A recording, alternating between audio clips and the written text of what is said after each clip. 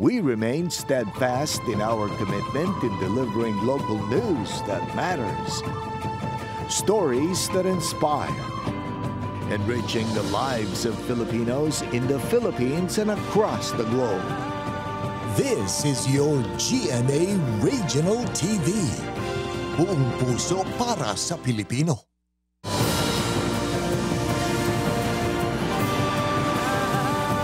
Ini ang GMA Regional TV 1 Western Visayas.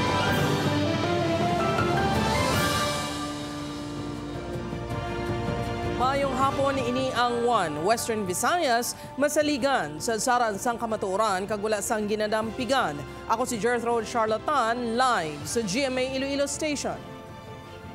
Magadulong sa inyo sang pinakadako kagkomprehensibo nga mga balita sa Kabisayan na katungdan. Ako sa Ilan Priatos live diri sa GMA Bacolod Station.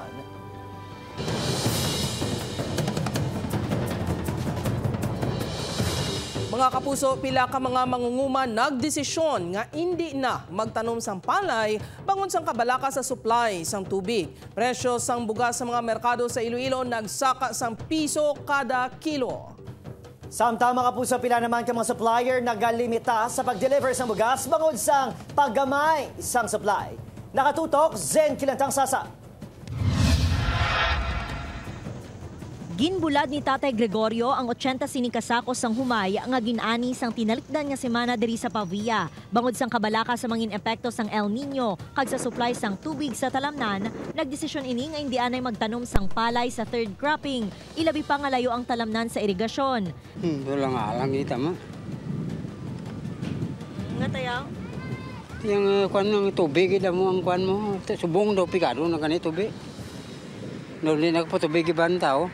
Ginpahayag sang NIA 6 nga bastante pasubong ang supply sang tubig sa irrigation systems. Apang wala nila ginaganyat ang mga mangunguma nga magtanom sang humay. Kutob sa mga magahingagaw sa buog subong nga Enero kag Pebrero ang makabig na nga risgo suno sa ahensya. They are always advised nga risgo na ina on their part. Because aware man sila nga ginasadahan nato ng irrigation systems. Wala dito tubig. So if makahingagaw sila subong early plant for ang ilan ni nga ginatawag na third crop. So, pwede pa sila kahingagaw. Pero ang mulang na, ang niyaya, wala din nagapasiguro nga mas sustainer ina siya until the end of their cropping season. Subong nga adlaw na talupangdan nga may paghulag sa presyo sang bugas sa merkado. Piso ang ginsaka sa kada kilo sang bugas kapareho sang well-milled rice nga halin sa 52 pesos ang kilo. Subong nagabili na sang 53 pesos. Ini nang pinakabarato nga presyo sa mga baligyaan. Sa subong nagadangat sa 2,650 pesos tubto 3,000 pesos ang presyo sang isa ka sako nga bugas. Nagig ka pagusto, wala ka pa-deliver, lang daw may limited na sila ka ginahatag simo.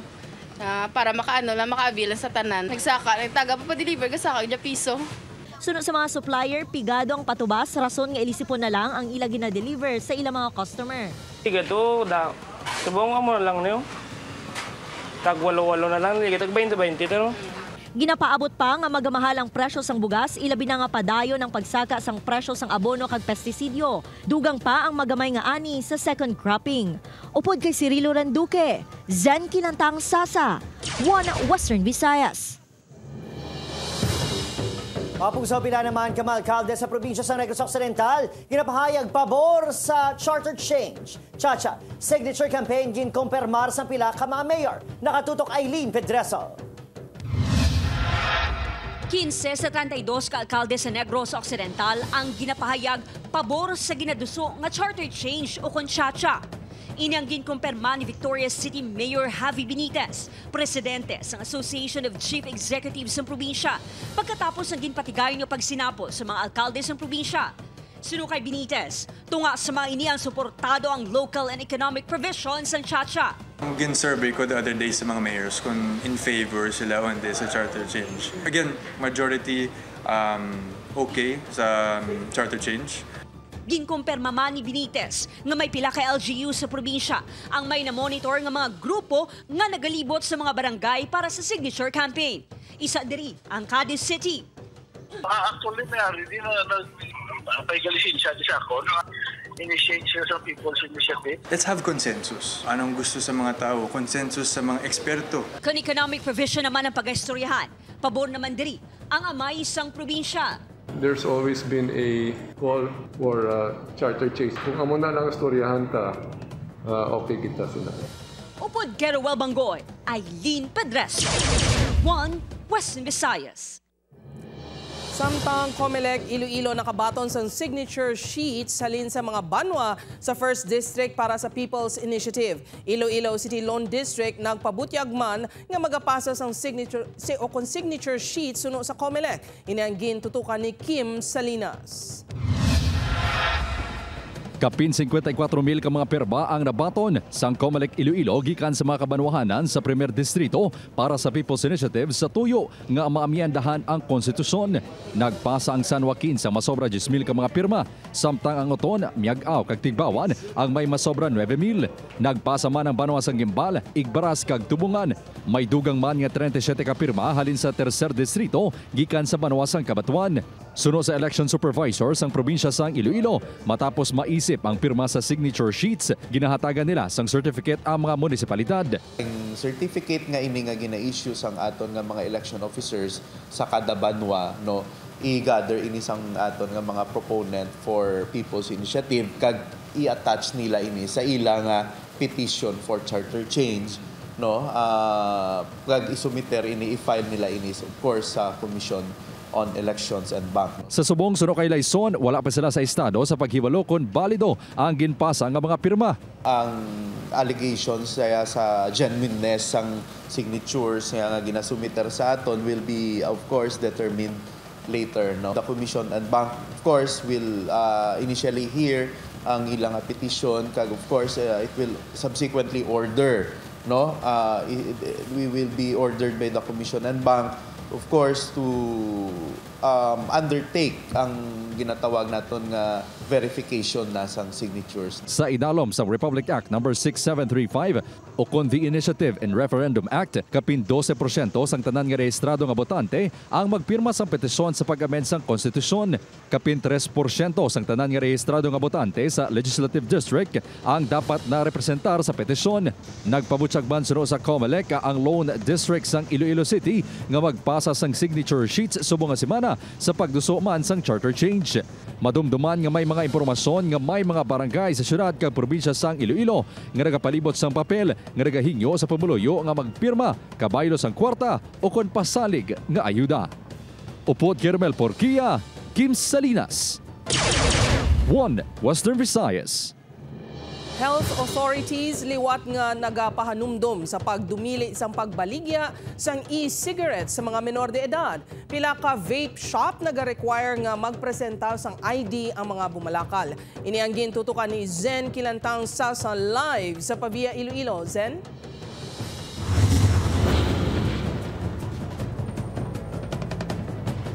Ginakabig sang health authorities nga makaalarma ng pagdamo sa mga menor de edad nga nagagamit sang vape products, bagay nga ginapaandaman ng publiko. Nagaserbe stress reliever kag kalingawan para sa 24 anyos nga si Jonal ang pag-vape. Istorya sini, 15 anyos pa lang siya sa nagsugod sa pagpanigarilyo. Sang nadiskubrihan nga mas makakinot sa vape, naguntat na ini sa paggamit sang sigarilyo. Namin man ang vape ko mag-vape ko, madula yung panigarilyo. Duway ka ng panigarilyo, bro. Sang damlag lang, ginhinyo ni DOH Secretary Teodoro Herbosa sa Philippine National Police nga ipatuman ang layi nga nagadumili sa mga menor de edad sa pagbakal sang vape o kon e-cigarettes sa diin 14% na sa mga pamatanon subong ang nagagamit sang vape. Sunod sa WCPD sang Iloilo Police Provincial Office, ginapahanumdum nila ang mga tagdumalahan sang vape shops, mall o kun mga establishmento nga likawan ng pagbaliga sang vape sa minors. Bangod ang ginapahanugutan lang amo ang 18 years old pasaka. So mga minor naton dapat gidis i-check sang aton nga mga vaping store kung 18 kay aragid sa layi naton nga they are required nga i-validate ang age kang aton makabataan nga magbakal sang vapes. Ang vaping store nga ini sa Pavia ginasiguro nga hindi malutsan sa mga menor de edad, ilabi na nga makapila na kabeses nga nagapamilit ang mga estudyante nga magbakal sang vape. Palima magsulod sila. Siyempre makita mo man kung sa appearance bala nga bata pa gapangitagid kami ID. Nga kung wala sila pakita ID, wala gid kami gatag. Suno sa eksperto, may malain naman nga epekto sa ikaayong lawas ang paggamit sa electronic cigarettes. May mga short-term side effects ni siya. Headache, no, pag-ubo. Headache daw sigarilyo man siya mo, no, shortness of breath, kag mouth and throat irritation, kag may iba na ganos siya kag kasuka. However, ang long-term side effects naman sa vaping, of course, nicotine addiction, pwede ka ma-stroke, no? Kay, again, ga-epekto siya sa brain mo, no? Sa mga neurotransmitters. Jert, bilang kabahin sang kampanya sang IPPO magapatigayon sang information dissemination ng kapulisan sa mga eskwelahan agod mapahibalo ang mga kabataan sang malain nga epekto sa ila ikaayong lawas sa paggamit sang electronic cigarettes. Jert? Madamo gid nga salamat ka po sa Zen Kilantang Sasa. Mga puso sa Negros Occidental naman, militar ginkumpirma nga may mga napatay sa hanay sa New People's Army sa naglunta na enkwentro sa banwa sang La Castellana. Yaring balita ang gitutukan na Eileen Pedreso. Ginabulubanta naglawig sa 5 minutos ang enkwentro sa tunga sang militar kay napahayag rebelde nga grupo sa barangay Sagang, Banwa sang La Castellana alas 8:45 kaina sang aga.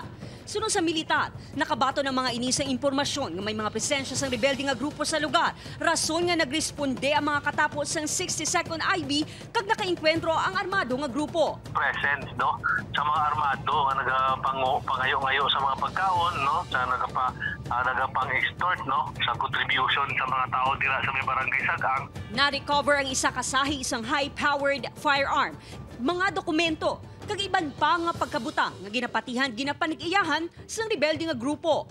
Ginkumpirmar sa militar nga may duha ka mga napatay sa bahin sang rebelde nga grupo, apang wala pa ang mga ini nakilalaan. Wala naman sang may nasamaran sa bahin sang militar. May ara kita nga casualty, no, nga nakuha dito sa armado nga grupo. Amon pa nakatulong ko nato ng identity sini. Ginapasiguro man sa militar nga wala sa mga naapektuhan nga mga residente malapit sa lugar. Upod Geruel Banggoy, Eileen Pedreso, One Western Visayas. Sa Banwa sang Pavia, madanlog nga subject upod ang 3 kahimata sini dakop sa drug buy-bust operation. Samtang 1.3 million pesos nga balor sang suspected shabu na recover sang kapulisan sa subject sang buy-bust operation sa Iloilo City. Si John Sala nakatuto. Wala na makapalagpas sa gintingog nga puwersa sang City Drug Enforcement Unit kag Iloilo City Police Station 1. Si Angelo Jimenez, 24 anyos, nga subject sang drug buy-bust operation kagabi sa barangay Mulyeloni City proper. Una na nga na-recover sa subject ang pulo ka sa chase ang suspected shabu nagabalor sang 646,000 pesos.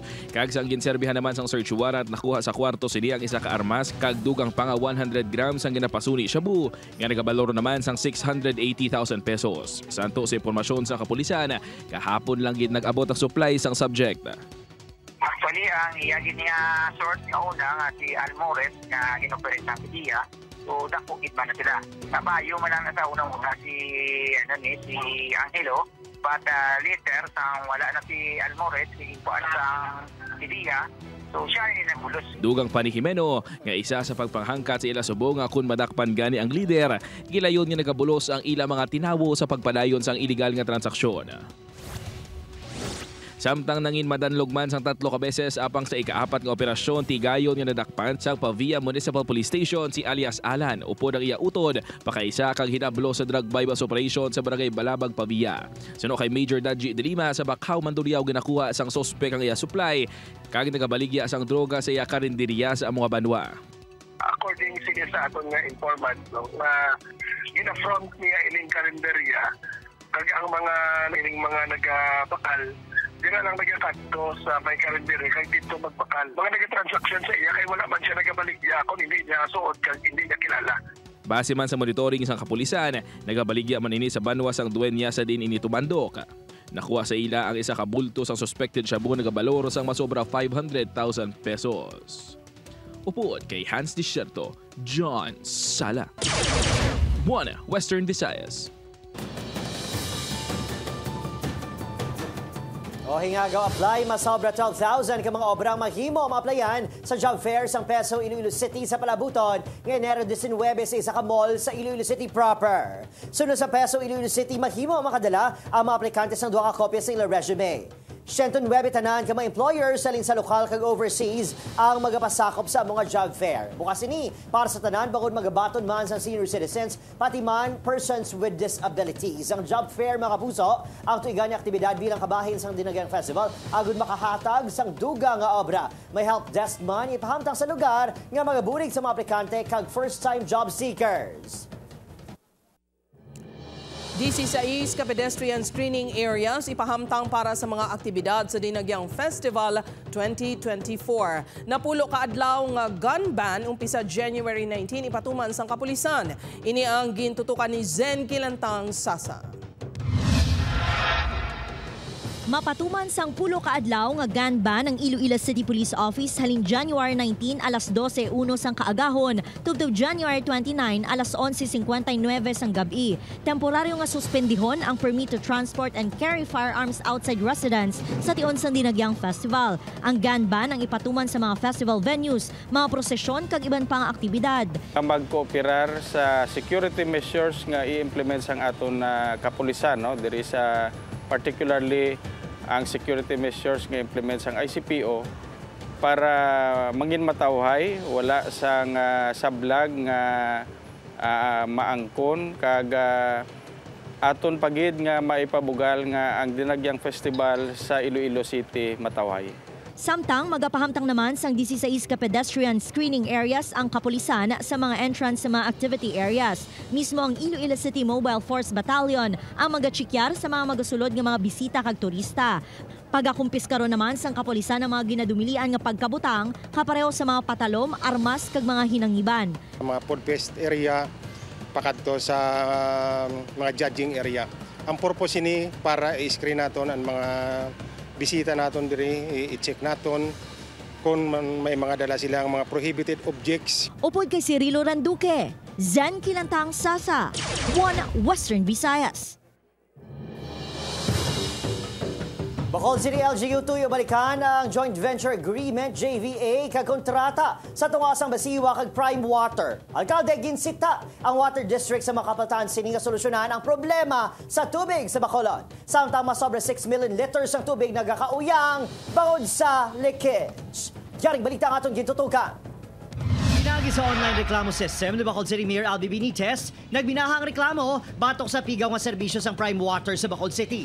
Hindi na bago sa Bacolod ang mga reklamo kaangay isang tinaon, lumuton, kag masami nagapusnga nga mga gripo. Daw kaangay nga nalisa sa tubig ang promisa nga pagbago nga tugaan sang kontrobersyal nga joint venture agreement sa tungasang Basiwa ug Prime Water sang 2020. Suno pa sa Bacolod City Legal Officer. Kadamo ang complaint Japon nag-aabot kay Mayor. Mando sa alkalde Attorney Ting nga balikan ang kontrata kag sukton ang dapat may alatubangon sa mga konsumidor sa syudad. Wala katapusan na problema ang Basiwa Kay next 2 years siya pa yung solusyonan niya ang subong na problema. Sa radio program ni Mayor Benitez, ginpahayag ni Engineer John Arlan Canatoy, maintenance head sang Prime Water, nga nagadangat sa 6 million kalitro sang tubig kada adlaw ang nagkakauyang sa Northern Bacolod, kag 700,000 liters naman sa ibang pang parte sa syudad. Pila sa mga ginatulong nga rason ang lapnagon nga leakage sa mga tubo, kag pila ka gubang equipment kaangay sang intake pump.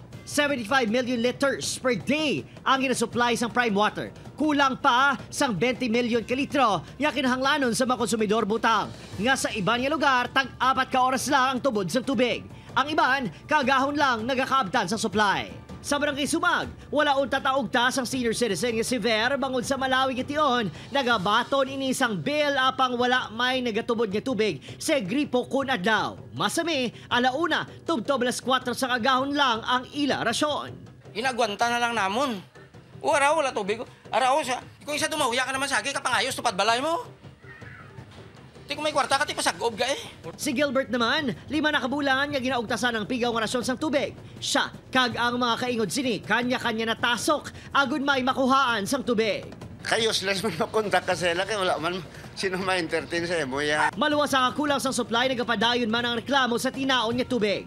Mga pila ka beses nga nakigangot ng GMA Regional TV sa General Manager sa Masiwa. Apang sa ulihi, ginduso kami si kay Engineer John Arlan Canatoy. Maintenance head sa Prime Water, nga wala man, nagasabat, kung tawgan.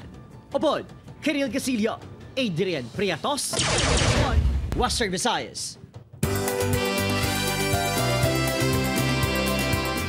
Mga kapuso, 3 kaadlaw antes ang highlights ng Ati-Atihan Festival. Amat-amat na nga nag-aalabutan ng mga turista kag nagakapuno naman ang tourism establishments. Sunod sa Tourism Office, may pila na ka mga turista nga nagumpisa nga maglagaw kag magtambong sa mga aktibidad. Ginalauman nga mas madamo ang turista subong nga tuig bangod mas naghalog na ang protocols. Ang highlights sang Kalibo Ati-Atihan 2024 hiwaton sa January 19. Ang street dancing kag sa Enero 20 ang sadsad sa Ati-Atihan nga pasakupan sa 35 ka mga tribo. Samtang buwas na ang Kapuso Fiesta, kaupo ng inyong paborito nga Kapuso Stars. Get ready sa kilig nga dala ni Black Rider star Ruru Madrid. Pos-anay sa kaugot sa kontrabida nga si John Lucas. Ang asawa ng asawa ko cast nga Sanday Liza Lopez kag Joem Bascon may surprise performances man. Kilita na kita buwas, 8 p.m. sa Pastrana Park, mga kapuso.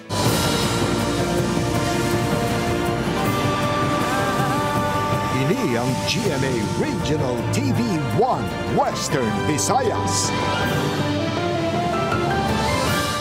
Mga kapuso, kontraktor sa pagpakayo sang Ungka Flyover ginapasumiti sang DPWH sang methodology antes magumpisa ang rectification activity. Suno kay DPWH 6 OIC Regional Director Sunny Boy Oropel, kinahanglan nga makasubmit ang Monolithic Construction and Concrete Products Incorporated sang methodology agud may basihan ang ahensya sa pag-supervise sang repairs ng depektibo nga flyover. Dugang pa sang ahensya ila pagasiguraduhon nga masunod ang insakto nga proseso sa pag-rectify sang proyekto. Nahibaluan nga 100 million pesos ang ginpain nga pondo sa first tranche sa pagkayo sang Ungka Flyover.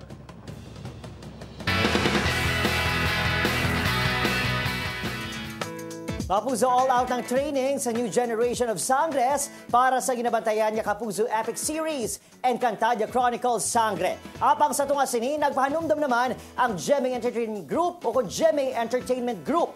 Kaangod sa mga nagalap nga online na peking auditions para sa series. Nakatutok Thes Ordales.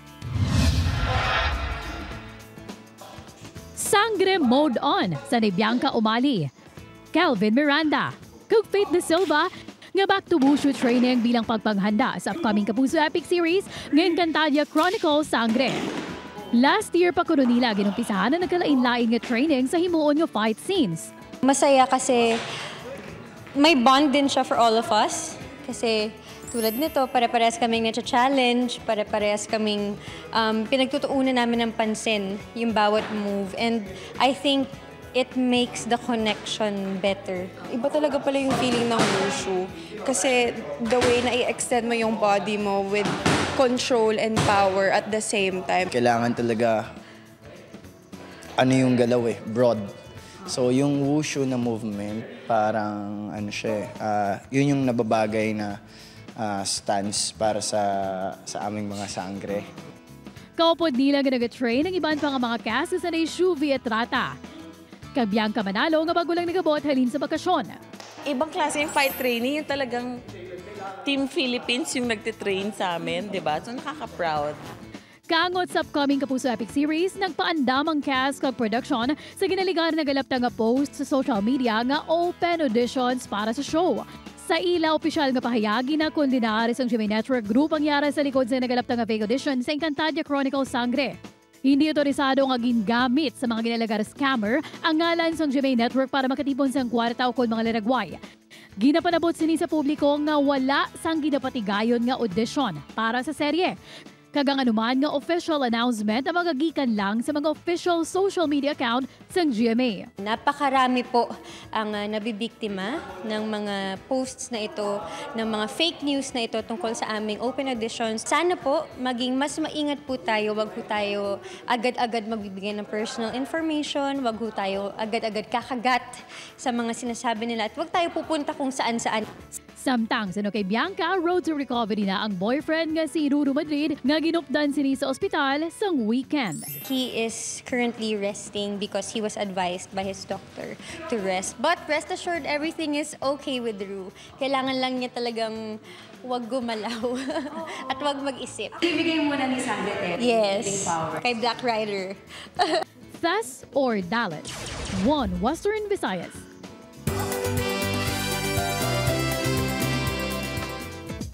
Mapuso buwas na ipasalida sang 12 ka mga kandidatang ilang katahom talento kagkaalam para makuha ang corona bilang Miss Sinulog sa Kabangkalan 2024. Sa Coronation Night buwas, las 7 sang gabi bantayan ta kung sino sa ila ang magapangibabaw. Siyempre ang kahiwatan mangin mas espesyal. Bagon magaperform si Asia's romantic balladeer Christian Bautista. Isa sa magaserbi bilang judge si Billy Hackinson. Kita na kita mga kapuso sa K-Center Gymnasium. Samtang Task Force on Morals and Values Formation mas hugot ang monitoring samtang nagahilapit ang dinagyang festival. Mga bar owners nga magalapas sa ginakasugtan nga seguridad, serbihan sang closure order. Ini ang gintutukan ni John Sala. Party is life. Ilabi na kun mga festival. Gani ibisan diin lang nga dalanon sa syudad sang Iloilo basta nagahilapit ang dinagyang festival puno sang party kag buhi ang nightlife. Apang hinay-hinay sa mga partygoers. Bangod apisar festival feels padayon ng monitoring kag operasyon sang kapulisan kag Iloilo City Task Force on Morals and Values Formation sa mga establishmento agud masiguro nga wala sang kinagamo. Ay mistoryanay kami inlantaw na mo ng ilang mga plano ilabi na gid sa pagmaintenar sang kalinong katawhay. Dugang panikanong, padayon ang training kag seminar sa mga security guards kag bouncers sa mga establishmento bilang preparasyon sa palaabuton nga events sang syudad.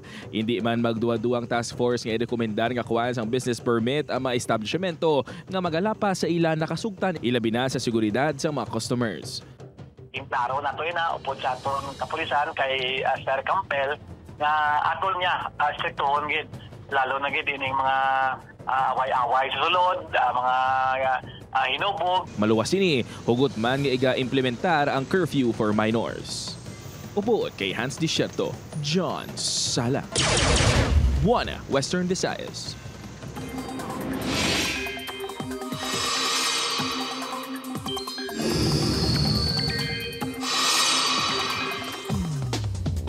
Mga pungso, manginhanda gihapon sa pagulan sa pila ka lugar sa pungsod. Sunod sa pag-asa paday gihapon ang paghuyop sa northeast monsoon ukon hangin amihan sa Luzon pati man sa Visayas. Kag shear line naman sa Mindanao. Pila ka bahin sa Aklan, Capiz ug Negros Occidental ang makaeksperyensya sang pagpanalitis subong nga hapon. May lapta-lapta nga ulan sa Luzon samtang magulugal o man ukon mangin magulugal o ang kalangitan kag lauman ini sa Mindanao. Doble halong mga puso, ilabi na posible ang landslide bangod sa paghumok ng duta tugas ang pagbaha.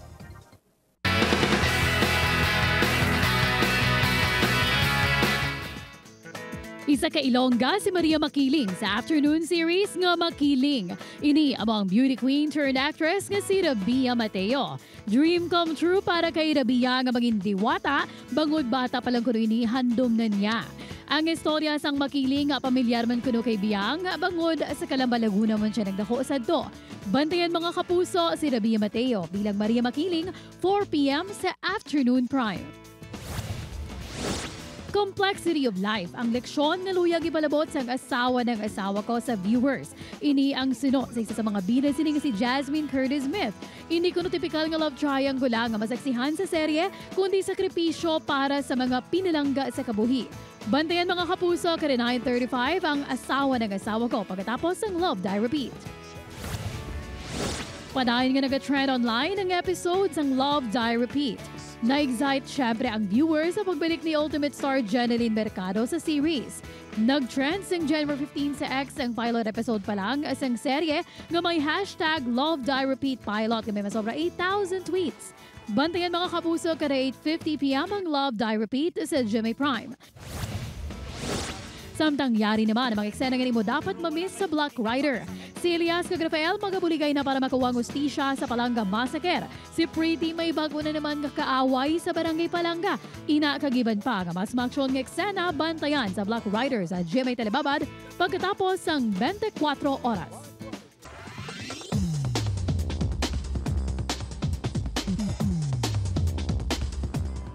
Mga kapuso, mahimo nyo malantaw ang ining episode sa GMA Regional TV official website www.gmaregionaltv.com. Kag pwede man mabisita kag i-click ang subscribe button sa GMA Regional TV official YouTube channel para sa mga updated nga balita.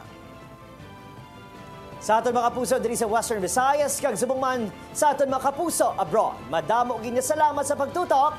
Ako sa Idan Priatos. Kapuso, mag-isa kita kag hibaloon ang mga balita tungod local news matters. Ako si Gertrude Charlatan, ini ang One Western Visayas, bugos nga puwersa para sa mas dako nga misyon kag mas masangkad nga pagserbisyo sa pungsod.